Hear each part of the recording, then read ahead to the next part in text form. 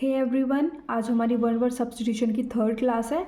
हमने 52 तक कर लिए थे, आज हम 53 से स्टार्ट करेंगे। ठीक है, मैं आपको आज फिर से बता दूं कि जिस भी वन वर्ड के आगे टिक लग रहा है वो सभी इंपॉर्टेंट हैं और क्वेश्चंस में मतलब एग्जाम्स में रिपीट होता है। ठीक है, वे क्वेश्चंस।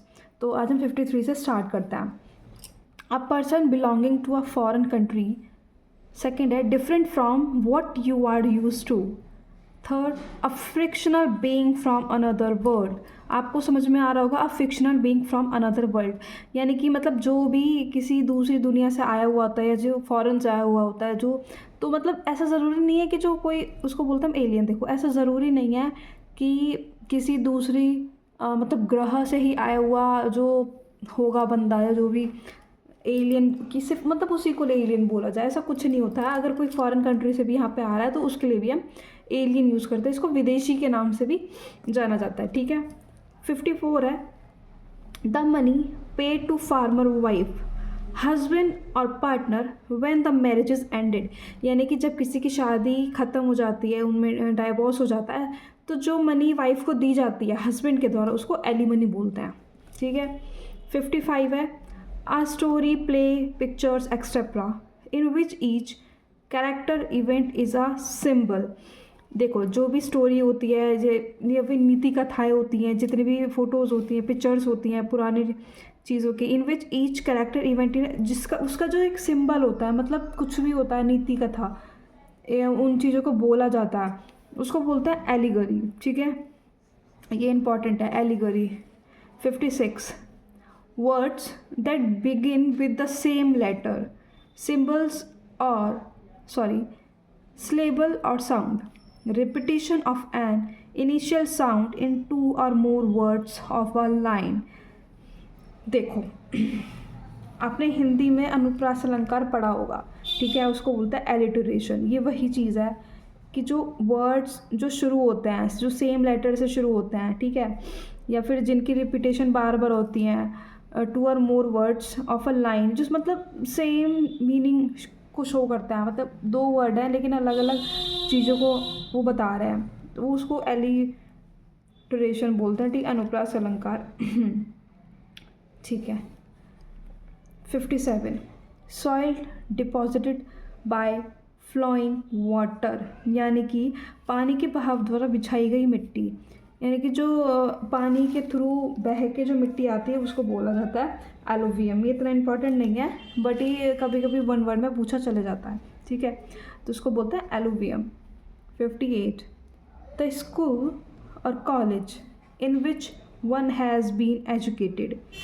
देखो, जिस भी स्कूल से या फिर कॉलेज से जब हम निकल जाते हैं पास होके, ठीक है, तो उसको बोलते हैं अल्मा मैटर, यानी कि जिस भी हमने कॉलेज से स्टडी की होती है उसको हम अल्मा मैटर बोलते हैं। 59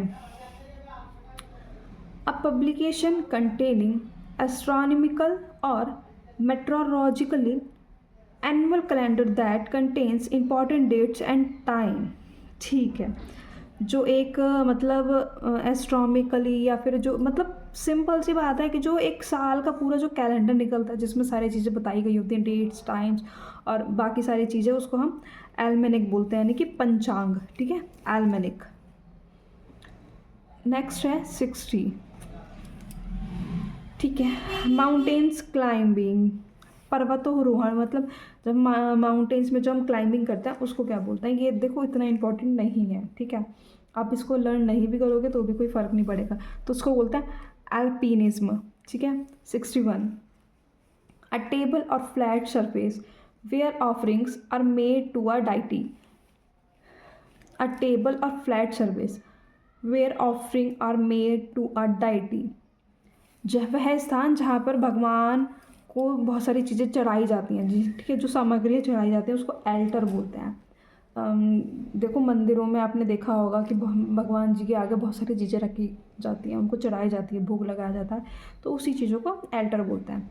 62 है instrument that measures the altitude of the land surface. Instrument that measures, देखो ऐसा इंस्ट्रूमेंट यानी कि एक ऐसी मशीन जो मेज़र करती है, यानी कि जो मापती है altitude of the land surface, यानी कि ऊंचाई को जो नापती है। ठीक है। जो भूमि से, जो भूमि सरफेस होता है, जो ऊंचाई होती है भूमि से, उस चीज़ को उसको बोलते हैं एल्टीमीटर। 63 है, एक सेकेंड, ठीक है। 63 है, सॉरी 64, नहीं 63, ठीक है। The height above sea level, यानी कि जो ऊंचाई को नापा जाता है, जो समुद्र की हाइट को नापा जाता है, ठीक है, उसको बोलते हैं हम एल्टीट्यूड। ये साइंस के वर्ड है, देखो एल्टीमीटर और एल्टीट्यूड, ये साइंस के वर्ड्स हैं। आप साइंस पढ़ोगे ना तो उसमें आपको बताएंगी ma'am. 64, someone's who makes charitable donations intended to the welfare of other people. Someone who makes charitable, मतलब देखो जो भी लोग होते हैं जो दूसरों की भलाई के लिए काम करते हैं, जो दूसरों के लिए अच्छा सोचते हैं, उनकी हेल्प करते हैं, उसको बोलते हैं एल्ट्रुइस्ट। 65, a former student of a college, school और यूनिवर्सिटी, यानी कि अलमनस, जो भी पुराना छात्र होता है ना, जैसे उसको हम अलमनस बोलते हैं। जो स्कूल पास करके मतलब जो बच्चे निकल जाते हैं उन बच्चों को बोला जाता है अलमनस।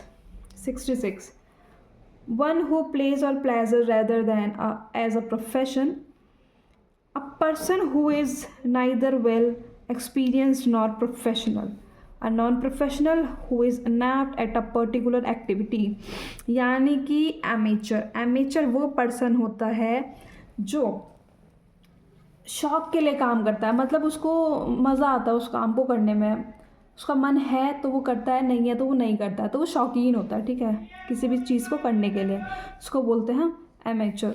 67, fear of riding in a car, यानी कि जिसको कार्स या फिर किसी भी वाहन से डर लगता है, उसको चलाने में जिसको डर लगता है वाहनों को, उसको बोलते हैं एमेरॉक्सफोबिया। देखो फोबिया यहाँ पे भी आया है, मैंने आपको सेकंड क्लास में भी बताया था, जहाँ पे भी फोबिया था उसका मतलब डर होता है, ठीक है। तो एमेक्सरोफोबिया, वाहनों का डर। 68 है, अ diplomatic representative in another country, जो भी दूसरी कंट्री में रिप्रेजेंट करता है हमें, डिप्लोमेट मतलब एम्बेसडर की राजदूत। इसको मैं कैसे बताऊँ आप लोगों को। Diplomatic representative in another country, मतलब जो हमारे कंट्री का जो बाहर जाके कुछ भी इंफॉर्मेशन निकालते हैं या जो भी है, ठीक है, भेजते हैं उनको, वो राजदूत होते हैं, जो चुपचाप काम करते हैं, उनको बोलते हैं ambassador. 69, able to use the left hand and right hand equally well, यानी कि जो अपना सीधा और उल्टा दोनों हाथ प्रॉपर तरीके से यूज़ कर सकता है, उसको बोलते हैं ambidextrous. 70, the character and atmosphere of a place, इसको बोलते हैं एम्बियंस, यानी कि किसी भी जगह का एटमॉस्फेयर कैसा है, वहाँ का कैरेक्टर कैसा है, मतलब माहौल कैसा है, वहाँ के लोग कैसे हैं, उसको हम बोलते हैं एम्बियंस।